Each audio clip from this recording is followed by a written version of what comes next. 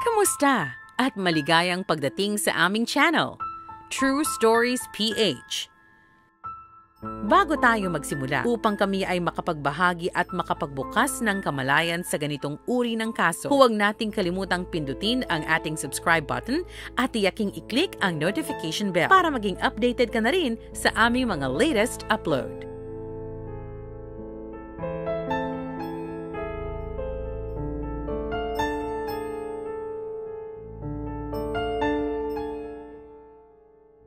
Si Isabela Guzman ay 18 years old pa lamang nang brutal niyang patayin ang kanyang ina. Nagkaroon siya ng mga issue sa pag-uugali kahit noong bata pa siya. Ngunit inilarawan siya ng mga mahal sa buhay bilang sweet at may mabuting kalooban. Sa oras ng pag-aresto sa kanya, umamin si Guzman na siya ay nagkasala dahil sa sakit sa utak.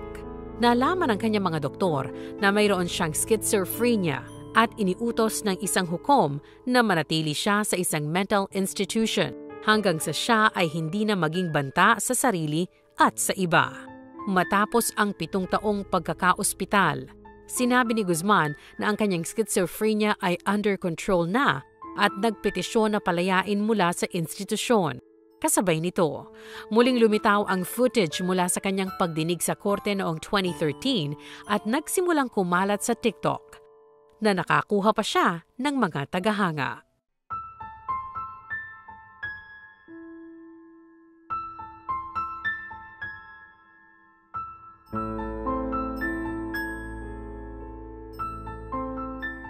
Sinimula ni Yu Yang-chul ang kanyang pagpatay sa Seoul sa edad na 33 sa pamamagitan ng pagpasok sa mga tahanan at pananakit sa mga mayayamang senior citizen gamit ang sariling gawang martilyo. Matapos tanggihan ng isang escort na babae, nagsimula siyang manghuli ng mga bayarang babae at babaeng masahista. Sa kabuuan, pinatay niya ang 21 tao mula 2003 hanggang 2004. Natuklasan sa kalaunan na may galit siya sa mga mayayaman at sa mga babae. Inamin din niya ang paghiwa-hiwalay at pagputol ng mga katawan at pagkain niya ng mga laman ng kanyang mga biktima. Kasalukuyan siyang nakakulong habang naghihintay ng hatol. Ang pelikulang The Chaser ay sumasalamin sa kanyang kwento at naging box office hit noong 2008.